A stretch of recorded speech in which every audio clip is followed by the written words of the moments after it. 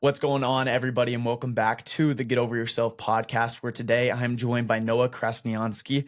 Today is a very special day in America as it is election day. No matter who you're voting for, just remember to remain respectful towards everyone. I know personally I have a lot of friends who are not voting for the candidate that I am, and that's okay. We all have our own individual beliefs and we all have our own reasons on why we want to elect somebody. So keep that in mind. And I guess when this episode actually airs, Noam, this episode has been going a couple weeks out of the fact now. We're probably already going to know who's the president of the United States come January. That's true. So this is a little late reminder, but I guess if Yeah. anyone's pissed off about how the election turned out, just relax and just recognize it's going to be okay. We survived 4 years of each. That's how it is. I always have thought that the election should be done like the Genghis Khan, the guys that used to conquer the world, where the two candidates go to battle and whoever stands up, that's the winner. Yeah, there you go. So much easier. I hate to say it, but Kamala, I still don't think she could take Donald. He's old, but he's got a nasty swing with that golf club. I'm pretty sure he could still take her. It will be interesting. But she can always get a proxy, that you have a representative that will fight for you. It will be interesting. Yeah, Donald Trump hangs out with all these UFC fighters. I'm still giving it to Donald at the end of the day, man. Come on now. Yes. Well, that's great. Well, yeah, guys. Hey, at the end of the day, obviously the election probably already happened. We know who's coming in here in a couple weeks in January. So however it turned out, make sure to respect everybody. Like I said, we survived 4 years of each of them. Take that for what it's worth. I think we're going to be just okay. Well, what's important is that we're not divided, because divided you can be conquered. We're all Americans, all together with a similar purpose and goal, no matter what it is. And it's very easy to divide you and then start fighting about things. It's like being at school. Come on. We all want the same thing. It is true. Well, guys, with that being said, let's jump into the bulk of the episode. I want to introduce Noam real quick. He is a seasoned entrepreneur and Shark Tank winner. He co-founded Bambooee with his wife, introducing eco-friendly bamboo paper towels to the market. While the product thrived after the appearance on NBC's Shark Tank, it unfortunately fell victim to copycat competitors. This experience underscored a critical lesson that Noam learned, where patents alone are not enough to protect a brand's integrity. That's why he launched Komposite Blockchain, a cutting-edge platform designed to safeguard brands with counterfeiting and imitation. With his white paper complete, we are now focused on revolutionizing brand protection worldwide. Noam obviously has a very unique experience, having gone on Shark Tank and being one of the early winners of the show. And then, as mentioned, his product fell to a lot of copycats. So with that being said, guys, we're going to learn about his experience on that entire space, what it was like to go on Shark Tank, what it was like to have this amazing product that was ripped from his hands because so many people started stealing his idea. And with that being said, let's jump into today's episode. Noam, thanks for joining us, man. You're very welcome. You're very welcome. It's exciting to talk. I still see myself as a young entrepreneur, but people look at me, they say, sir. So that's kind of strange, but an entrepreneur mind is a young mind. It's you're always looking at what's the next opportunity, and yeah. So you talk about Shark Tank. I really don't talk about it, right? I am not someone that wants to be famous. Although my brother says, "This is my brother. He was in Shark Tank." Everybody that has opportunity, he was in Shark Tank. Okay. Yes, I was in Shark Tank. My product was a product called Bambooee, which are paper towels, washable, reusable. Basically, you have a roll of paper towels made of bamboo, which they tear out, and they replace about 286 rolls. That's about 20 bags at Costco, right? And we went there. We made a deal with Lori. It was like jet fuel up our asses. It just went explosion. That weekend that we aired, I think we sold like $500,000, right? Wow. Our servers went down. And then I remember, because I've done many products. As one of the products that I produce, right? I'm an inventor and creator of things, right? I can make things happen. And I remember the buyers, because when you normally want to go into stores or to, let's say, shopping channel in QVC, they said, no, your product won't do well here. Our target audience 35 to 65. Don't buy that kind of thing. Mm-hmm. And then when Lori became our partner and we went on there, we did like $200,000 in 8 minutes. It's like thousands of dollars a minute. They only gave us like Numbers 8 or that 10 you have never seen before. Well, no. Well, I have seen them on TV before with other products, but I have not seen it with Bambooee. Exactly. And it proved those buyers wrong. So it was great. Bambooee was amazing until, and that's what happens. You work hard. You have. So let's talk about how it gets born. Right? You have an idea. Most of my ideas happen when I'm in the shower and I have like glass doors, and I start making calculations. So my wife comes to the shower and says, "Oh, you've been working." And I normally start writing all these things and making calculations and this and the other. You got to do it quick before it fogs back up and you lose all your numbers, huh? Well, normally you have to see. I'm good with numbers, so you have to see if this goes that, and if you do it here, okay, that could work. And the mind is always working. And so you go from ideation, which is when the idea gets born, to paper. You write it on paper, you see how it is, and then you do research. You do all the research that you can, and mostly in America, all the research. And then you do the next thing that a friend calls Frankensteining, where you start putting things together with super glue and start making like the product of whatever. It doesn't matter how it looks. It's just the idea. You draw it. Doesn't matter if you're a good drawer or you don't know CAD. CAD is a program to design things. It doesn't matter. What's senior is the guy that has the idea and that is clear, because everything else is subjective. Or what it means is you are the boss because you have the idea. Everybody else is people that you pay to do things for you, because sometimes you can have a great engineer, but he has no ideas. He just follow other people's ideas. So that's why entrepreneurship is senior, right? The people with the idea. And then you work it out, and then you make like samples and stuff. Then you make prototypes. You can do 3D these days, and then you go out and see people, friends that you interact with them, and they see how it works. And okay, and then you fix it and stuff like that. At that point, then, if you want to do patents, you better start doing having a lawyer. Patents is a whole. It could be another chapter. We can talk about it. But you can do two types of patent. You can do utility patents, which is the functionality, and the other one is design patents. Either patent will protect. Supposedly, I thought it will protect you, but it gives you an element that you can defend yourself. You can fight. You always have to fight. Mm-hmm. And then you create you have to figure out the name of the company or the product, how it's going to be called. Like, for example, Bambooee, I was at these guys that buy media for TV for you, because we used to do infomercials. And I said, well, the product's a little Bambooee. Oh, and that's how the name was born, right? I want to jump in there real quick and hit on a point you mentioned, and then I want to dig a little bit deeper on something else you said. The first point is, what's the difference between kind of the entrepreneur, just the person who had the idea, and then the engineers or the marketers or anyone who actually goes and brings the idea to life? And this is a conversation I was having with a friend of mine recently. He owns a digital marketing agency for tree trimming services. Very niche, but it does absolutely amazing. And I was talking to my friend the other day. I asked him that kind of question. I was saying, well, at the end of the day, because he was hiring for a role as for an account manager. And I was saying, this guy has more experience, the one he was looking to hire. He had more experience in the digital marketing space. He'd been working in it over 30 years. And my friend, he's 24 years old. This guy's been working in the space longer than my friend's been alive. He knew every little intricate detail about the digital marketing space. He had worked with tree trimming services specifically in the past. He knew all the operations. And so I looked at my friend and I said, why on earth is this guy wanting to work for you and not just start his own digital marketing agency? He could make a lot more money. And it goes back to that same principle you just talked about, Noam. You have the entrepreneurs, you have the ones who are willing to take the risk, and then you have the people who want to go and execute other people's ideas. Well, and teach their own, but yeah. I'm going to be brutal. You have the queen bee, and then you have the drones, or the worker bees. There's people that are, to be an entrepreneur, you have to be willing to risk, right? You have to be willing to have nothing. You have to be willing to get 100 no's. You have to be willing to be placed as the crazy one or the weird one or whatever the case may be. And it's very easy to destroy someone's, as a young person, mind, entrepreneurial spirit, right? Very easy especially if you have parents that are not the best, or people around you that say, oh, that's a stupid idea. That's all it takes, somebody saying that.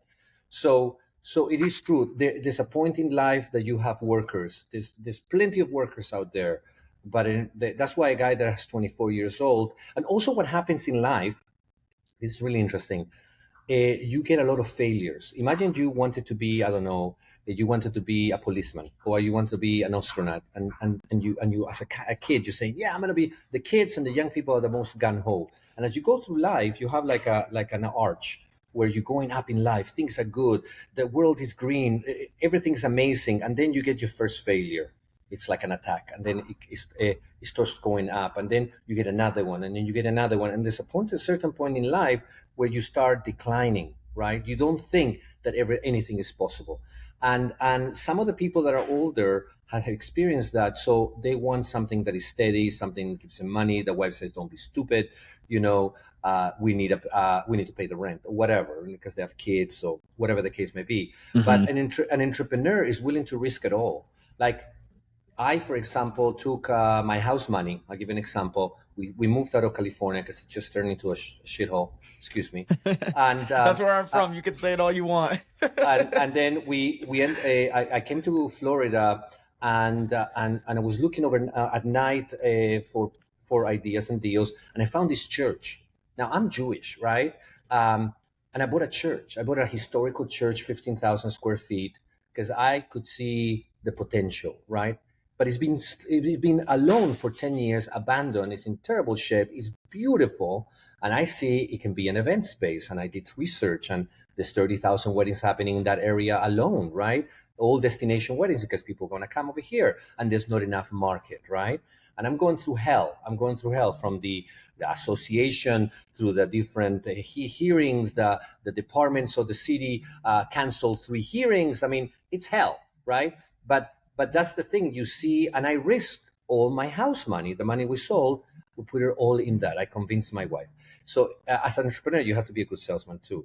But that's what it is. You even today, you are risky, and you see the potential, and sometimes you can only see the potential. So for entrepreneurs out there, it's really important that sometimes even stupid ideas make it, because that person was perseverant. So you have to be audacious, which means that you have to go beyond what is normal and risky. You have to be perseverant. That's really, really, really important. And you have to be able to sell and take lots of rejection. Now, it's really bad at night sometime. Don't feel sorry for yourself. Have a good meal, sleep, don't play too many video games, and then next day go do it again. But that's the journey of everybody as an entrepreneur. Now, in my journey on Shark Tank, I've been going through a journey already. I ended up in Shark Tank, right? And that was amazing. And what happened there, the level of success was so high that people start copying me, right? And that is the problem that we had.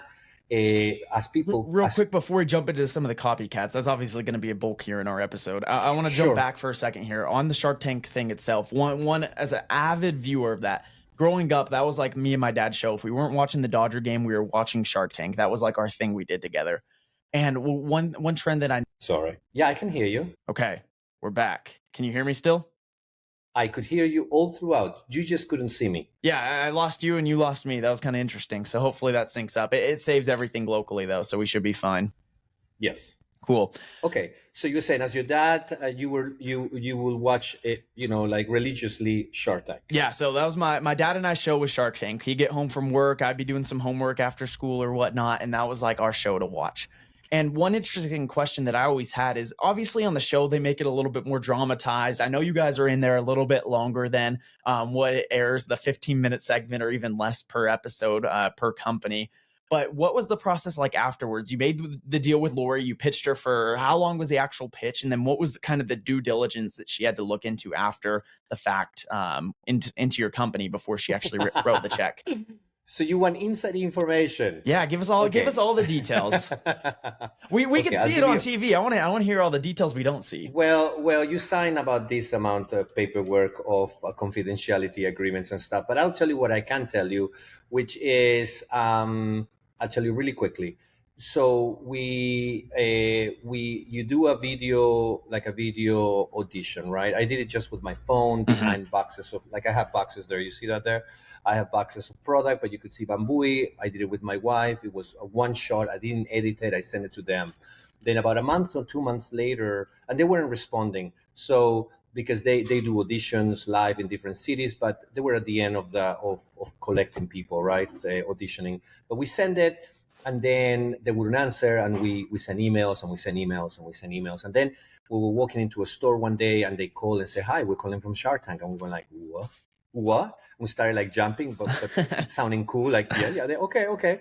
You're freaking out inside, but you gotta act calm and collected. Completely. We started screaming inside the store afterwards, and everybody's looking at us. Who are these guys? And then they say that it doesn't mean you're going to be on the air, but you've passed the first step, and that you're going to have some producers that are going to talk with you and stuff like that. So you went through different stages, right? And one of the stages, you have to do a live audition with the actual producers of the show, which is 3 of them, with Mr. Barnett being, the executive producer, which also he was the executive producer for, The Apprentice, right? The same producer. And then they all loved it because I come from a infomercial background. I'm a pitch guy kind of thing. And everybody that's on TV watches infomercials, or they watched it. So then after that, we actually, they booked us for the show. And a whole day they're listening to people. These guys they sit down for like 10, 12 hours, and they do one after the other. So we weren't at the end, which was good. We're in the middle of the day. We went in, and they look at you for you actually, when we're walking, when you go tan tan tan tan tan, when you're walking. Oh yeah, they got the music. You walk in, hello sharks. Well, it's not an elevator, okay? You just come from a place that it's like a studio setup. You go in, and there's no music. So in my mind, I was going dan dan dan, so I can go to the rhythm of the music. It was hilarious. And the doors open. You go there, and you see them. They're like I don't know, like 20 feet away from you, like 20 feet away from you. And then they make you stand in a spot, and for 2 minutes or 3 minutes, you don't talk, and the cameras move around. They're taking all kinds of shots. That's awkward. So that's weird, because they're looking at you. You're standing there. They're looking at you. Okay, and that's finished. And then boom, it starts. And then there's people that were there for 2 or 3 hours, and they shortened the episode. I think we were there for like about an hour or so. Okay. In my episode, I had an order from Costco, like a $500,000 order. They didn't put that on. I made it really dramatic. I had like a manila file that was red, right, just to make it. But they didn't show that. They eventually edited. But it's live. I have never met them before, and after that, I never saw them again. I saw Mark Cuban, I think, once in a hotel. I said hello to him. He sees hundreds of people. Did he remember you? I think so, yeah. Cool. If you showed him the product and stuff, I'm sure he'd be like, oh, yeah, I remember. I remember. If you've seen the show, do you remember the Bambooee paper towels? Bambooee, where the guy was cleaning the floor, and he had crayons. And once you see the episode, if you look me up, I'll link the episode for anyone who's interested. I'll link the episode in the description below, some YouTube version of it, so you guys can check this out. It's fun. It's awesome. Another question I had on that, though, Noam. So if you walk in and they're kind of going around you in the circles with the cameras and stuff, do they, like, while you're in the middle of your pitch trying to land this deal with one of the sharks, are they, like, saying cut and, like, making you say things over again? Or how does that work? Is that all authentic? It's completely, people think it's a made-up show, or they're scripted. It is not scripted. Okay. We are prepared. We've been preparing for months for our pitch to be a certain length and to be succinct. They put all the setup of the paper towels up. We 286 over there. But once you start, they are the ones. I think they have something on the ear where sometimes the producers push them to ask questions or whatever, right? I'm not sure, but it's what I think it is. But you're there doing a presentation live, and it takes however it takes. They ask you whatever they ask. They can be as asinine as they want with you, or they can be, they respect people that know their numbers. That was the thing. We drilled because we did not want to look like dumbasses, right? Where we did not know our actual numbers, because they really hate that. They don't like people that don't know their numbers. So we had some sales. We had a company that was already valued high. And we knew all our numbers. Our numbers were very high. I mean, our profitability. So we ended up doing a deal with Lori, and I almost screwed it up because I wanted Kevin O'Leary to be also a partner, but he gave a deal that was horrible. I'm assuming Kevin whipped out a bunch of the royalties like he always does, wanted a piece of the action, something along those lines. We were willing to give a piece of the action. Is he wanted to give a loan, not a money in, and then he wanted to get the money back, and then he wanted to get percentage, right? Which it's deals that some You could go make that deal with the bank at your local bank. not the bank, but investors normally. Yeah. We after the show, we had people bugging us, calling us, emailing us. They wanted to invest in the company, but we didn't do it for the money. We were already making shit tons of money. Well, I shouldn't say that, but we're making what it considers shit tons of money. We did it because these will allow us to get promotion that we wouldn't be able to get otherwise. Exactly. At that point, everybody knew what Bambooee was. And so that's Shark Tank. Okay, so we got the background now. Now tell us about, you go in, you start making all these sales, you have Lori on as a partner, you guys just start booming. You're doing $500,000 in a day, and now $1.2 million, $1.6 million, $2.5 just million, going up and up and up. $5 million, and then we get hit with copycats. Yep. Right? Tell us about the copycats. And the copycats happen mostly in Amazon. Amazon is the worst business to be in. Even if they sell it to you, it's bad because what they do is when you're doing well, they promote to everybody else. Oh shoot, where are you, Brandon? Are you there? We're good. Okay, so what they do is they promote you. They say this product is selling well, you can sell it too, and that way they get other people to sell it, so the price goes down. But what you don't understand, that a product that already sells for like $10, $15, and you're paying fees of I don't know, $7, $8, plus you have to ship it to them, and you have to make it. You get at the end, and the problem is the Chinese are getting very much there, and they don't care if they make a quarter a piece. So the system is just rigged. So anyway, we sue them. I don't know. Then what I did, let me think. Then that started going on, and then I said to my wife, we cannot have one successful product. We have to have more things. So we desperately started working on other things. We had done it before, and then I had these hair ties. I made these, the telephone wire hair ties that look like that. I'm the inventor. I have 5 patents in the U.S. And I said, okay, we have to release this. My wife wanted to release it. I said, no, let's get the patents because they're obviously going to copy us. Took about 3-4 years of wait time. Meanwhile, with Bamboo, we went with other products. We started doing pillows, amazing, made of bamboo, shredded memory foam, changed the way you sleep, really. And those were a big hit. And we put those on QVC, and we started doing millions of dollars of that. And Lori was selling gangbusters. Right? She was really doing well. The only thing we never did at QVC was the item of the day. When you do an item of the day, you can do in one day $5 million in sales. Holy cow. But your risk is that you have to bring hundreds of thousands of product. If you don't sell it, they give it back to you, and you're stuck with it, right? At the cost. So she didn't want us to have that problem because she thought it was worse. I am a risky guy. I would have loved it, but whatever.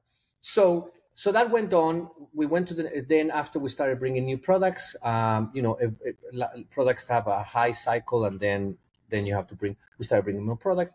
And what started happening is that not only people started copying the products and, cannibalizing the sales started going down. We brought new products for the whole company that it went up again. And then when I said, well, the reason I wanted to do the hair ties patented was because that way we can protect ourselves, right? That's how the system, they educate you. That's how the system works. So the moment with the patents, we're going to do all this stuff. And then we started getting a copycat from Germany. And we said, no, you cannot do it. Then they sued us, right? And then they fought, they realized we gave them a license, and that was fine.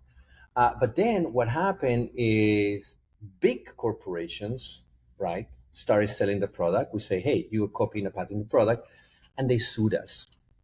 They sued the owner of the patent that invented the patent that had all the thing, and for them, business is war. Business war, and they come from a book called The Art of War. It's a good book to read if you're an entrepreneur. Half of it is not true. It depends on your attitude, really. But it's good as a background if you guys want to be good entrepreneurs to read The Art of War, written by Sun Tzu. It's a 5,000-year-old book or 3,000-year-old book. and there's different ones that they explain the book. It's a good book in general to read because it tells you about strategy, right? Um, so they started attacking us to invalidate the patent, and I said, shit. So they copy me when I don't have something. They attack me because they have more money to fight you, right? Once you have a patent or things like that, it's about who has the most money and who can last the longest on the court to protect your patent. So you can end up using all your profits for the last 3 years just defending yourself and defending the thing, and it doesn't mean you're going to win. It's just 50-50, right? Or maybe less. So at that point, we ended up settling. I consider it not a win, right? But because they want to pay you nothing, although they sold millions of dollars of the product. And so that took me to a spin where I wasn't feeling, I call it depressed, but I didn't take any drugs or anything. And I started working on say, what the hell can I do? Because the problem that I was having, I couldn't build equity. You see, the way that my thought was as a kid is I build a company, I make it big, it makes shit tons of money, and then I have an exit strategy, and then I go do something else, right? Like you sell it for millions of dollars. That's the norm of how business goes by. But the problem that was happening on the product industry is that you get cannibalized by all the different platforms. When we used to sell to stores, like I've sold to Walmart and Costco and supermarket chains and Do It Best and hardware stores and all kinds of things. What they do is they find your manufacturer and they copy your product. And the manufacturer is willing to sell your product, although it's yours, right? And they're a different brand. They even sell it under your own brand. It's disgusting, right? So the buyers of the product and the factories that you use, because normally you don't manufacture your product, you get people to do it for you. They don't give a crap's ass about you. They only care about the bottom line. There's no loyalty. They don't realize that you made it happen so they can have great sales. For example, the stores, they just see the sales and they just, again, business is war. So right. Hey, Noam, as we're coming up here on a close of the episode today, I want to hear a little bit about what you guys are doing now to defend a lot of these copycats. It's kind of your mission now. Right, having gone through it yourself, I want to hear how you guys are defending them. Okay, so what happens? I created a system in which I could marry. I created characters. You see these ones? These are called the House of Unimos. I created about 120 characters. An IP property is completely defendable, and I marry it to the blockchain. Right? I created a link between both of them, creating a composite object. So people could actually have a product that they could show that it was theirs, and they could exchange it with other people through the app, and they could do collectibles that go up in price. And then I said, they're going to copy me. So I said, I'm going to take what I did for my next company, and I'm going to make a blockchain so that other people can have a node and could be part of the Web3 world, which is the world of blockchain, which is the next generation of things. And they can put their company there and make products that are protected and won't get copied.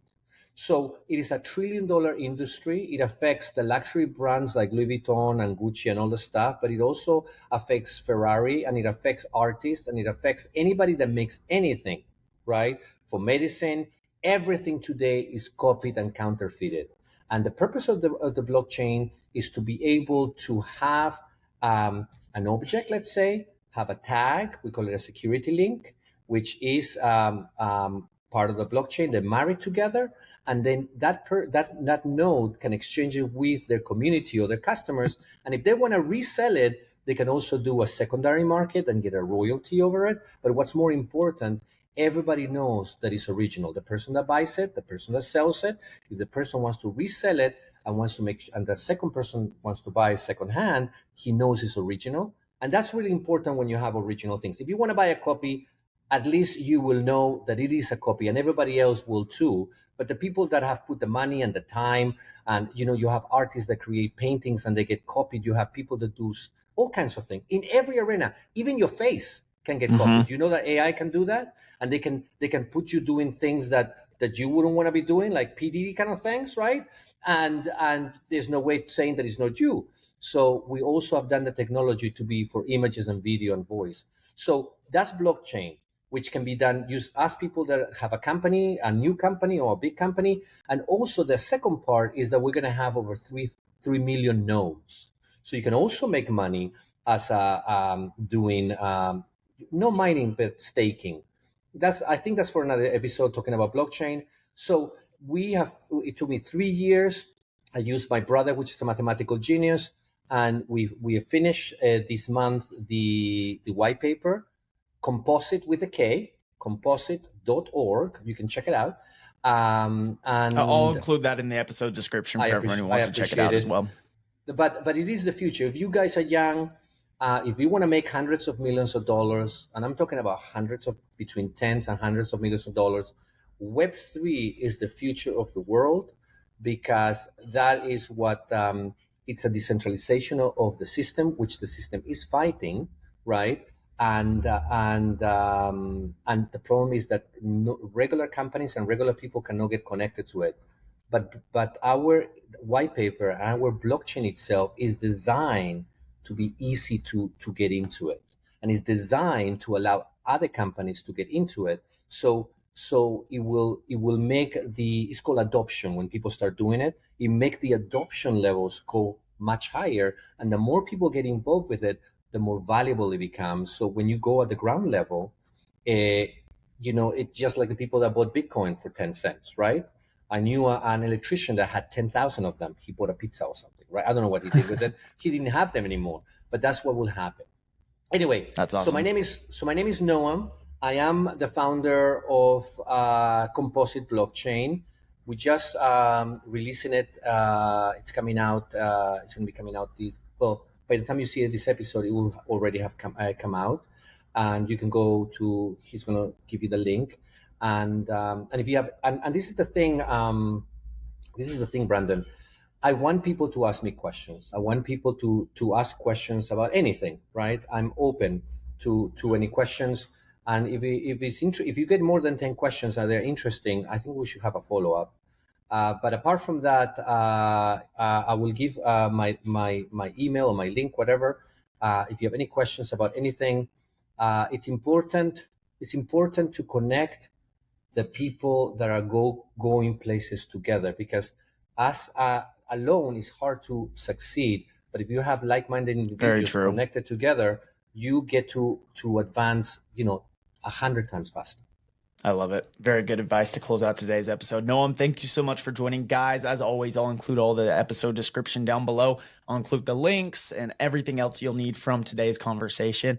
With that being said, we'll see you guys next week. We're super grateful you've stuck with us for another year of the Get Over Yourself podcast. We're excited for 2025, where we're going to continue to grow the episodes even farther along. So we'll see you guys next time.